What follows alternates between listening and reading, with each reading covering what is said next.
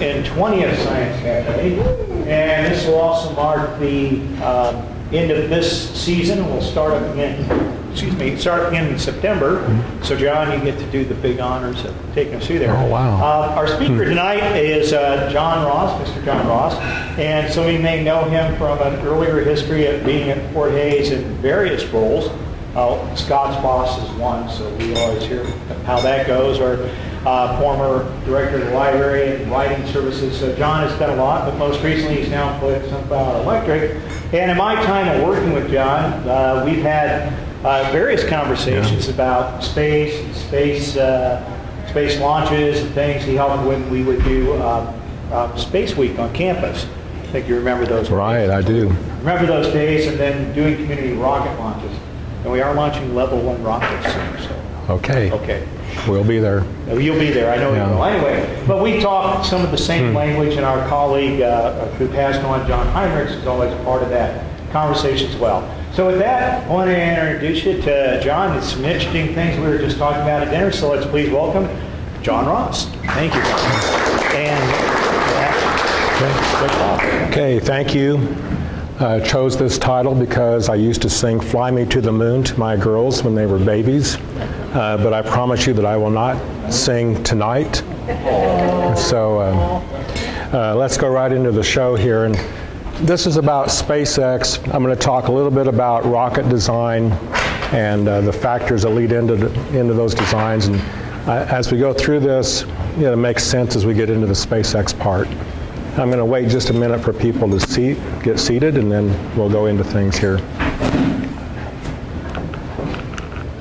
So one of the things is, what does influence a rocket design? And this is basic project management in some ways, because we're looking at requirements and cost, priority, complexity, performance, reliability. And as I put together my list, I put like requirements. My first one was, I want to go to the moon. And then about a day later, I thought, well, I would really like to come back if I went to the moon. So requirements, you really spell out everything that you're wanting to do. Cost is always a factor, and especially with government contracts. The company that's applying for the bid has to come in under cost. Sometimes that's not good. And also you want reliability. If I go to the moon, I want to come back. I want to make sure that those engines work. Am I going to have to wear a helmet? Those type of things. But there's actually a lot more to it, I think, than just project management.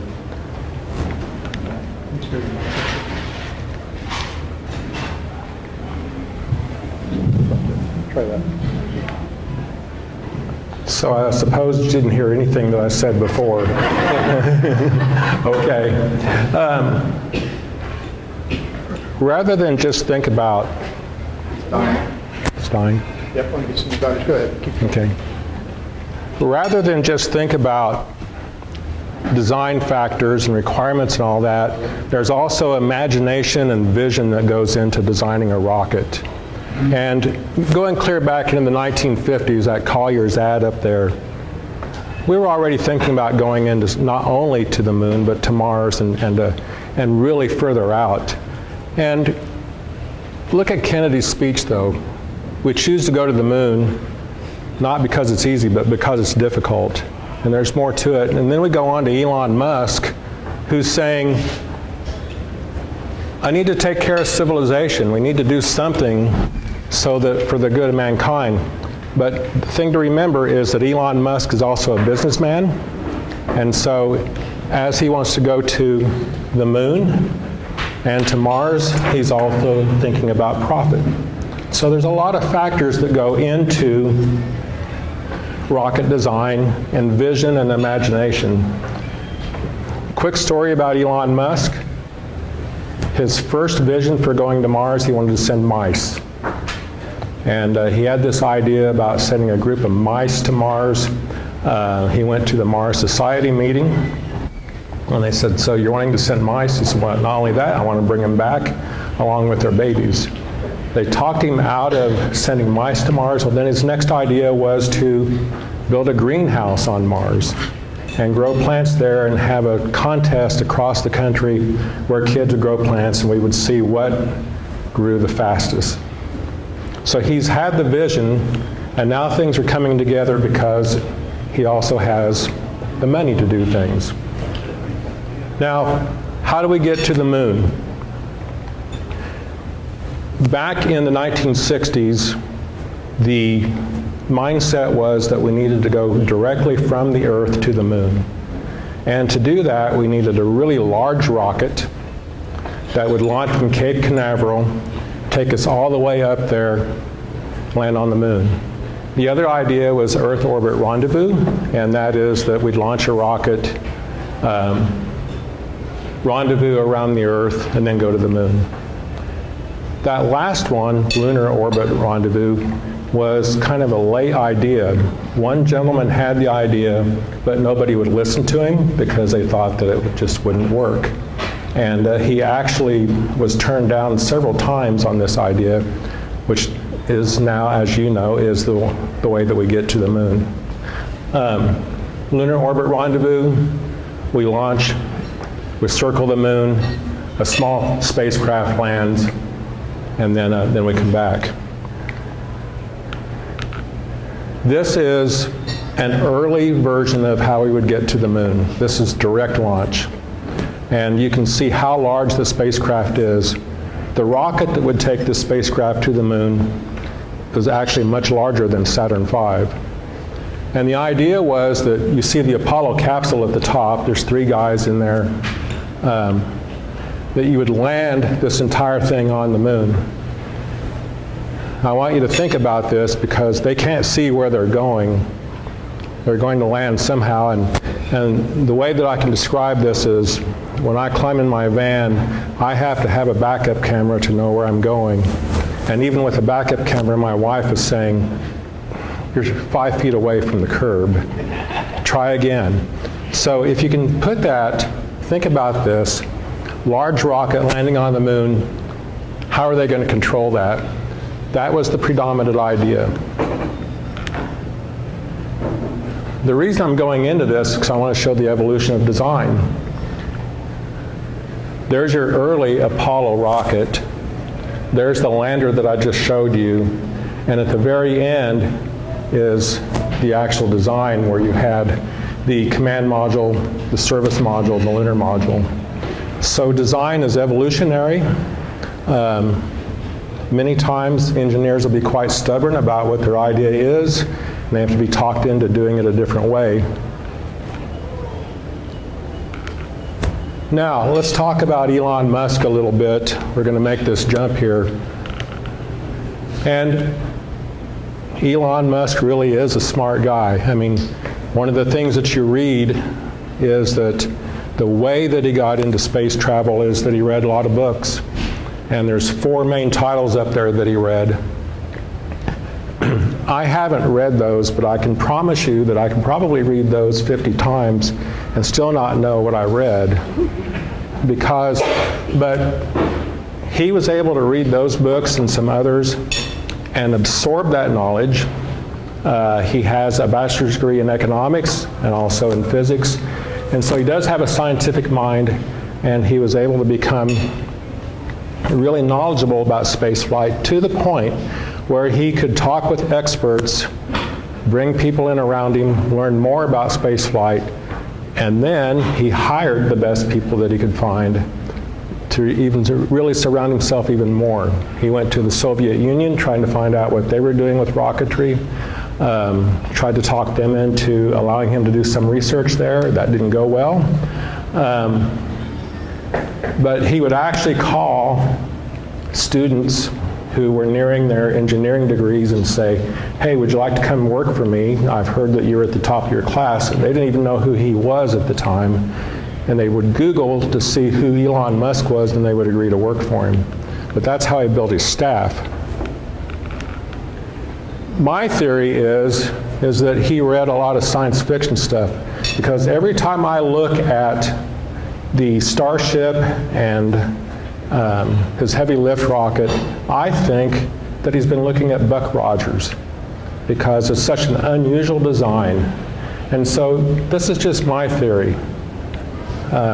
Just as an aside, this is not an actual picture. This is something I made up. So anyway, 2020, there was a competition. The U.S. government wanted to fund space flight to the moon. And 3 companies came out as the finalists.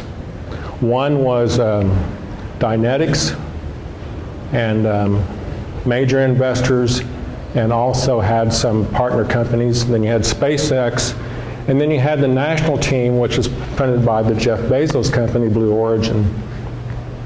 The competition boiled down between these 3 companies, and you can see the different design that went into this. A little bit reminiscent of a lunar lander. This one here was actually designed by some of the people who had worked on the real lunar lander, and then you have the SpaceX design. So the competition came down to these requirements: cost, all the way down through mass estimate versus mass allocation. And that means that we had to have the right rocket engines to lift the right mass. Dynetics failed because they put together a design that wouldn't actually lift off. It was too heavy for the engine that they had designed, so they were out. Blue Origin's rocket for the design was, they hit some of the qualifications, but then they reported that the design that they submitted was not the design that would actually work. SpaceX hit on all these. They were the only company to come in and hit all the criteria. However, it was acknowledged that their project has a lot of risk involved. A NASA expert that wrote the final review said, if SpaceX design works, it will be a game changer. However, the control surfaces haven't been proven, the rockets haven't been proven, the design is great, but there's a lot that needs to be done to make it work. And we're not so sure that SpaceX can hit the contract deadline. Just a few minor things there.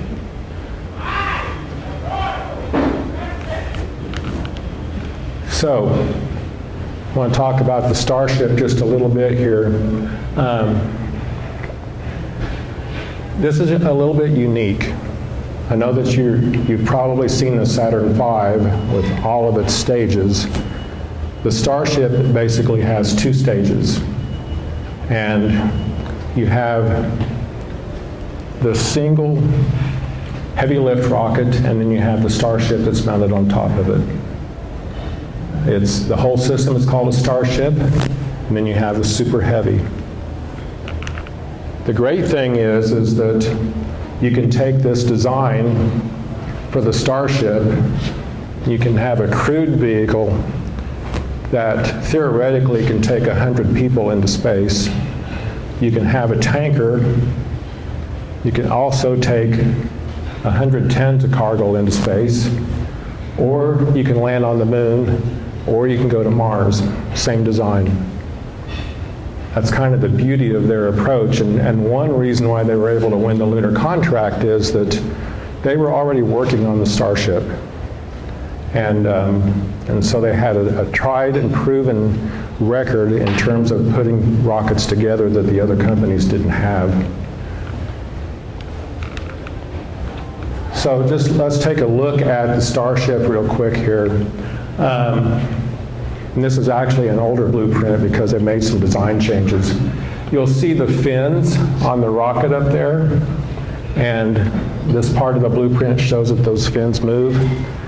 These rockets are designed to be reusable, and when they come back, they're going to land just like this. Those fins are for stability and will actually move so that the rocket can make its adjustments and land perfectly where they want it to land. The drawing doesn't show it quite so well, that there are actually 4 fins on the Super Heavy. Again, those are designed for stability as it's descending, and they're also designed to reduce drag. When we look at the Starship itself, Paul and I were talking about this a little bit earlier, because these are really large machines. All of this is fuel tank. The Raptor engines are back here, and then we have cargo, and then crew space right here. When we look at the Super Heavy, we have 31 engines on that single stage rocket. Now, the only time that multiple engines have been tried on a rocket was done by the Soviets, and that was the N-1 rocket that was designed to go to the moon. One flew, the other one blew up on the pad. Their quality control was really was not that good. They had a lot of trouble stabilizing those engines. So this is a little bit different than what's been done before. And of course, in the middle, we have the Raptor engine, and we'll get into that a little bit later here. But just the design is kind of elegant. And again, it kind of reaches back into science fiction a little bit. So this is a slide, and it is very true. I'm not a rocket scientist. I had to read who knows how many things about rocket engines, listen to videos, who knows how many times before this afternoon, about 4 o'clock, it actually started to sink in what they were trying to say to me. And I'll have to go through and reread that stuff again so that it actually makes sense. Just for a second, I want to go back to those books that Elon Musk read. I'm going to try to read those just to see how far I can get, because I'm just interested in how did he pull all that knowledge together. But the key thing about these drawings here, we could actually do a science cafe just on rocket design, which we're not going to do tonight. Thank goodness we're not going to do that tonight, because I don't know if I can do it. But the early design started out, and it actually had a small rocket engine built on top of the major rocket engine. And that small rocket engine, called a gas generator, was designed to turn the shaft of the turbine that would bring liquid oxygen and liquid fuel into the engine. And so you can see that we have a bunch of valves, we have the gas generator up there, and clear at the top are the turbo pumps. And this worked. There was a little bit of a problem. Actually, it still works, because the Musk built Merlin engine uses this design. The real issue with this, though, is that it will waste some fuel, because that gas generator, as it works along, is going to dump some fuel off. Now, to really simplify things a lot, on all these designs, the real problem is with pressure and with temperature. If we allow that rocket engine to run too hot, it's going to melt, and someone's going to have a really bad day. So using that gas generator is one way to get around that, so we don't have the heat. All the pressure, we have very high pressure at the gas generator, and that pressure at its highest is looking to go to where the lowest pressure is, out through that nozzle. Closed cycle is a little bit different, because scientists didn't want to waste the fuel. And so they came up with a different design. They're pushing that lost exhaust through the turbine, a little bit more efficient. And then we go into stage combustion, where we have multiple turbines, sometimes 4. We have multiple pre-burners. We get higher pressure, higher efficiency, more power at launch, without melting the engine, is kind of the big deal here. And so And the idea is, I mean, if you look at this last sentence here, we want high efficiency, we want mass moving through the rocket engine, so we have thrust. You can push that thing up in the air. The SpaceX team is doing something a little bit different, and that is that they have a full-flow staged combustion engine. Now, a couple of things here. They actually developed their own alloy for the engine so that when they run it at these hot temperatures that it won't melt. This is a proprietary alloy developed by SpaceX. They also make sure that fuel and oxidizer, when it reaches here, it's gas. By doing that, they can run their turbine a little bit cooler. They're going to save some weight, lower pressure, because the idea with all this is that they want to use this engine 1,000 times. They want to be able to refurbish it, put it back into service, and get 1,000 uses out of that engine. I don't know if this shows it or not. We'll jump ahead just a little bit here.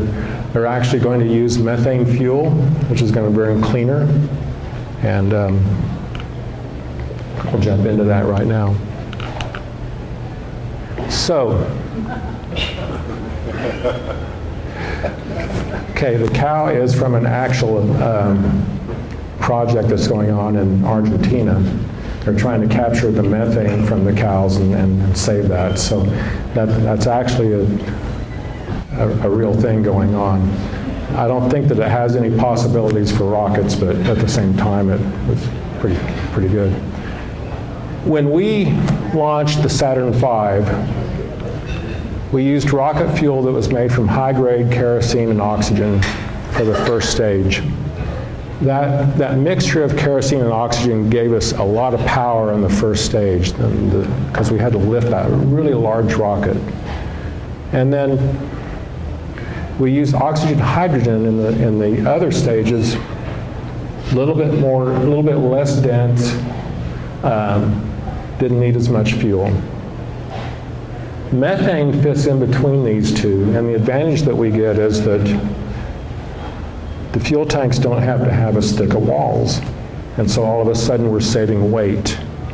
And we also get pretty high performance from that. The last part, though, is that Elon Musk has always had his vision set for going to Mars. And in theory, when they go to Mars, they can pull methane from the Martian atmosphere and use that for fuel. So that's why he went with methane. The other thing is that methane is cheaper. So cost is always a function on that. All right, so let's take a look at these rockets here, and this is called the Super Heavy. It will not go into orbit. It's not designed to. It is designed to come back to Earth after launch. And the nifty thing is, if you can believe all the simulations, is that this rocket will come back and politely land on its launch pad. And umbilicals will come around it, and they'll be refurbished and ready to go, according to Elon Musk, in a day. I have to take that with a grain of salt. So you can see the fins at the top. They provides that stability. Propulsive landing is just that the engines are on as it's landing. All the refueling lines are inside of it, so that gives a little bit extra protection. And that boost back method is basically after it has separated from the Starship, preparing to come back, it's going to go up slightly, then it's going to turn and then come back. It's just a maneuver for it to come back to the launch pad. When we look at the Starship, it's actually made out of stainless steel, And transpirational cooling is basically it's going to sweat. And it's either going to sweat water or it could sweat methane, and that's how they're going to keep it cool. Aside from that, it also has 25,000 ceramic tiles on it. So when it re-enters the atmosphere, those are going to absorb the heat. And they're designed so that, in a certain way, so that they capture all the flexing and everything that goes on with re-entry. Those tiles are going to be held on with studs rather than glue. And like I said, they're made out of carbon. You can see the re-entry sequence right up here. Re-entry at Mach 25. They come in a little bit like the space shuttle, captured like that. And then you can see the maneuvers at the very end of it. And the idea is that it's going to come back, reorient itself, and then land back on Earth, ready for refurbishment and ready to go again. So, why go with stainless steel? Cost is a big thing here. We have to keep this rocket within a certain budget. We also want to, talking for SpaceX, we want to make sure that it's reusable. And Elon Musk announced just the other day that he intends to produce a Starship one a month. And so you have a whole fleet of these things. The strength of stainless steel increases, has high heat resistance, and then again you can have thinner walled tanks because of that strength of metal. It's pretty cool because if we look at these pictures here, you can see how the rocket is being built. There's actually rings of stainless steel that are put together and then finally built so that we have a rocket. So, how many stainless steel sinks will it take to build a SpaceX rocket? And he's actually was using 301 stainless steel. He's now switched to 304 stainless steel because it has a higher amount of carbon in it. But so this is a bit of a trick question because he's using a different type of stainless steel, which is not what stainless sinks are made out of. But if you look at the dimensions here and how he's using stainless steel to build his rocket, have these rings that he's putting together. The rings have a certain thickness, and then the idea is to keep the weight at a certain level. We still have a lot of tonnage there that we're trying to lift off the ground. And that's where that Raptor engine comes in because it's going to give us superior thrust. And if you take 31 Raptor engines, put them together, synchronize them, and have them all firing together, then we can lift that large rocket off the pad. And I didn't calculate the number of stainless steel sinks used because I majored in English, not math. So I'll leave that up to somebody else here. Okay, so this is a nice sequence of pictures because we have the super heavy standing here on the pad. We're lifting Starship up there, and then there's the final rocket there over there. Pretty neat. Still kind of amazing that rather than going with a multi-stage design, that they have a single-stage rocket that's serving as a heavy lift. That's completely different than what has ever been thought about before. Okay, so here is a great picture, and I want to stop here just for a second. That most of the pictures I'm using here are free to educators. They're either on NASA sites or they're on other sites. And so if you're an educator, I'll have a lot of source materials that you can take advantage of that I'll show at the end. But we know how big the Saturn V is. Look how much bigger the Starship is. Saturn V has different stages. Here's that single stage rocket. And I want you to think about the payload capacity of the Starship. It's 100 metric tons. 220,000 pounds of stuff can be loaded on this rocket and shot into space. That's really phenomenal. No one's done that before. But the Starship itself is 164 feet tall, a little bit more than half of a football field. And then you have the super heavy, 300 tons, so that's big. So now we're going to talk about how we're going to get to the moon using the Starship design and how they're working with NASA on this. This particular photo is John Humboldt. He was the one that came up with the idea of lunar orbit rendezvous. And took him years to convince people that his idea would work. And once they accepted it, they found out that it would actually save $1 million more, I should say millions of dollars. So here is one of the coolest graphics that I could find that shows all the equipment that's going to go to the moon. And on one side we have the NASA SLS and basically the Artemis rocket and the Orion capsule. We have solid rocket boosters, just like we did on the shuttle. And the capsule might look a little bit like the Apollo capsule. It was modeled after that, but it holds more people.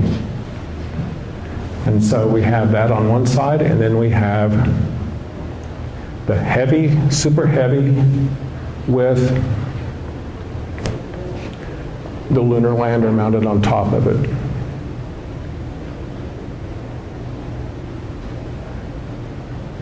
And I believe for the first mission to the moon, they're planning on having 4 people on the NASA, in the Orion capsule, and then they will dock with the Starship. So let's go into that. Okay, the Starship is a lunar lander.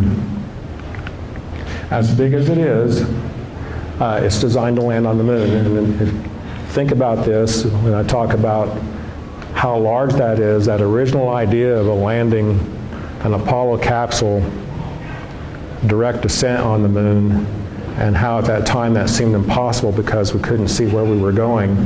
Now we have the systems available to us that would allow that to happen. There's been some discussion about how these landing legs may be a little bit small, so I wouldn't be surprised to see some redesign going on there. We've all seen video of men landing on the moon, and when they land, it kicks up a lot of dust because the bell of the engine is mounted underneath the spacecraft, and so you can hear them say touchdown. There's little sensors on each landing leg that tells them that they're down. This one, instead of having the descent engines here, has them up here, and so there's no dust. You have 24 of those reaction control system thrusters. The main engines that are located down here are used for translunar injection. Now, the human landing system is not designed to come back to Earth. It could go back into lunar orbit, or it could come back into Earth orbit and be refurbished. The couple of things that set it apart from the Starship are it has a much smaller crew area. And we're not going to take as many people to the moon initially as advertised. If you look here, I've pinpointed it right here, the cargo bay is sitting right below where the crew area is. And so you have clear up there to the top, just above the American flag, that's the doorway. That's how they're going to get to the moon. It is 126 feet down, and they will be, according to this drawing, here's the elevator. If you're able to bring 100 tons to the moon, that means that you can bring mobile vehicles rather than a lunar. If you think about the lunar rover, I think it weighed about 22 pounds so that it could be stowed on the LM and also unfolded by the astronauts. This thing, in theory, we can have multiple cars that we lower down so we can explore the moon. This is designed for long-term lunar missions. Lots of people, lots of cargo.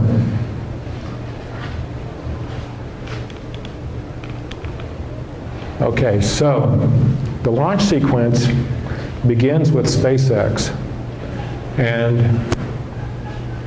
you can see from all the graphics here that the first thing they launch is a tanker that's going to have extra propellant in it, and then they launch the Super Heavy with the HLS.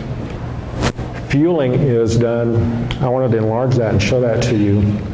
They're going to bring the two rockets together end to end, and that's how fuel is going to be transferred from the tanker to the human landing system. So we have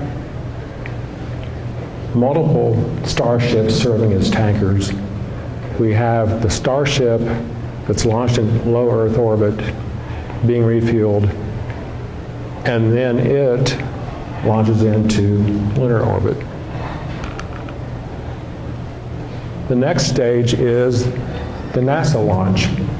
And so we have the SLS with the Orion on top of it. It launches once around the Earth and then heads into lunar orbit.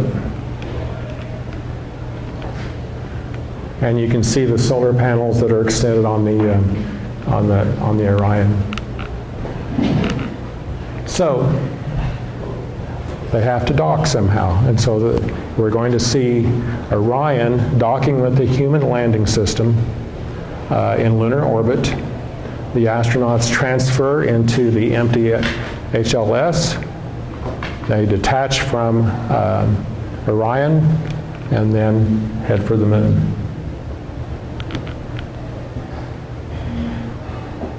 And the idea is that they're going to land on the south pole of the moon. And the first mission, they're thinking 2 to 4 astronauts. They land on the moon, complete their mission, and then they'll leave the south pole, dock with Orion again, disconnect. Starship remains either going around the moon or coming back to low Earth orbit. And then Orion comes back to Earth. So, has anyone kept count of how many launches we're going to have on this so far? Just kind of curious. So, at least 10. It's probably going to be more like 16 launches supporting one mission, because you have all these tankers that are going up taking propellant. Instead of having multi-stage rocket, we have single-stage rocket with a bunch of them going up to support the mission.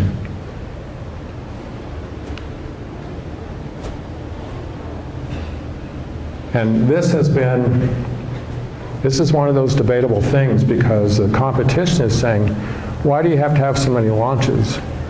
And SpaceX is responding, well, we can do it cheaper by doing it this way.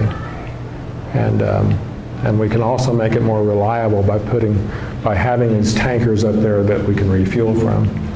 The interesting thing is that this goes clear back into the 1950s, this idea. Wernher von Braun had an idea for not only a moon ship, but a Mars ship that would be supported by tankers in orbit. So what's the future for SpaceX? They're openly talking about Moon Base Alpha. They're pretty confident about this, that they're going to have a base on the moon. And as I was saying to Paul, you're essentially landing a large building on the moon every time you land one of these. And if you're able to transport 100 tons of cargo, then all of a sudden you have things that you can take up there that are available for landing a colony. One of the ideas is that you could take a drilling rig in an HLS and set it up and do deep core drilling on the moon. And as we were talking about this over supper, Scott said, oh, it'd be in pieces. And I said, no, the actual idea is you take the entire drilling rig up there in one mission. But the idea is, you can see here, several human landing systems there. I'm sure that these little cars were probably designed by Tesla, and so those are going to be up there. The Starship is actually designed to carry 100 people. Seems rather far out, because think about not only the amount of power that's going to be taken to take those 100 people up there, but the risk that's involved.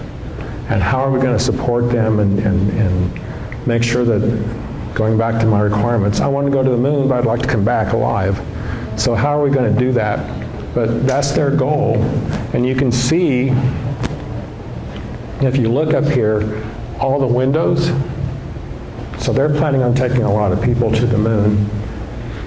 The idea is that this same system is going to take people to Mars at some time. Now, there's a lot going on with SpaceX, and a lot of people are starting to think, you know, wow, they have a heavy launch rocket. What can we do with that? And so some of the ideas are that we can take that heavy launch rocket, forget the moon ship for now, but take that heavy launch rocket and maybe launch exploratory missions to Neptune or to other planets, because we now have the lift capabilities to do that. So that's something that's going on. Same design, the thing about taking a lot of people to Mars. Elon Musk announced just a week ago that he would charge $100,000 per person for a trip to Mars. And then I think there's also a plan to take people up and do an orbit of the moon and those type of things. So there is a lot of planning going on. Now let's talk a little bit about the risk. A lot of the things that SpaceX has proposed for the lunar landing have not been tried. The control systems have never been tried in orbit. The Raptor engine has been fired on Earth, but it's never gone into orbit. The idea of taking all these people up there has not been tried. The stainless steel rocket is, you know, we're not sure of all this, but SpaceX is. And so we should know in about a month. I think they're planning their first orbital launch of an unmanned Starship and Super Heavy to see how it goes. But you know, there's a lot of thought going into, well, stainless steel, will that work? How are we going to synchronize all these engines that are sitting on the bottom of this rocket? So, a lot of questions, but I think there's a lot of possibilities. In the actual NASA report on this, they look at the risk, but they say, if it all works, this is going to be a game changer.